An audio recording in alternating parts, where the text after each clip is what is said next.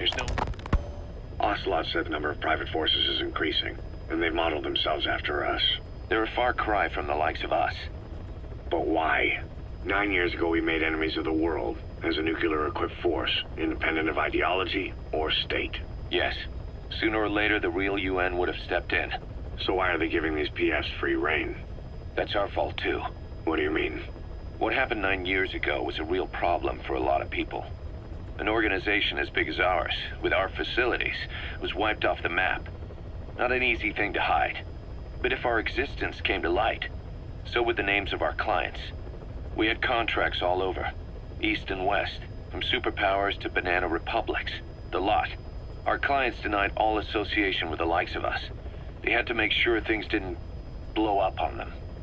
But at the same time, they missed us. They really missed us.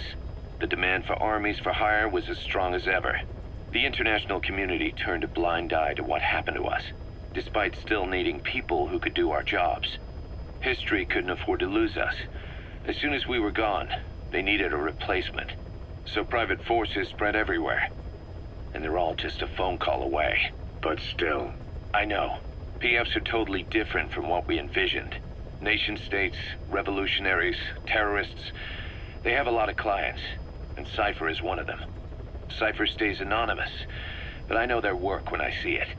In the eyes of those clients, the world's PFs are all just expendable pawns. The clients don't have to worry about losing their own men. Nobody knows they're involved, and PFs are cheap. In short, the world is chewing up soldiers and spitting them out. Even some of the old Mother Base's survivors are still working for PFs. Some guys created their own smaller forces. Others were taken on by emerging PFs. Everybody's gone their separate ways. But none of them are living their dream, because they're not fighting with you. Of course, I tried to headhunt as many of them as I could for Diamond Dogs. It was all a waste of time. They said they weren't interested without you to lead them, but now you're back. And everything's gonna change. We'll unite all private forces under you, transcending nations and economies. What is a nation? Just a patch of dirt. The bonds among us will surpass nations, and that's what'll put the world under our control. We'll establish a new kind of country, redefine the very concept of it. Even Cypher will be below us, an extraterritorial federation of military nations. The United States of Force. Once word of Big Boss's return starts traveling, that'll be our true deterrent against Cypher. In other words, no one will dare to come gunning for you.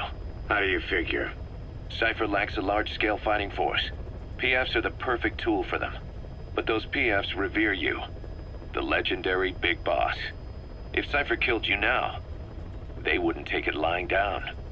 Maybe they'd even go looking for revenge, but they definitely wouldn't keep doing Cypher's dirty work, even if it put their lives at stake. That's why it's no longer a benefit to Cypher to get rid of you. The very fact that you're alive is our greatest defense against Cypher. Nice to know. It'll buy us some time while we get back to full strength. Just keep in mind that what I'm saying is generalizing a lot. In practice, the PFs around the world don't know your face. Just declaring that you're Big Boss won't be enough to convince them. And if they see you as an enemy, they'll come at you with everything they've got. Some hero. That's why you need to bring them back to Mother Base. Show them on your terms that you really are the one and only Big Boss. Once you've proven that, they won't hesitate to join us.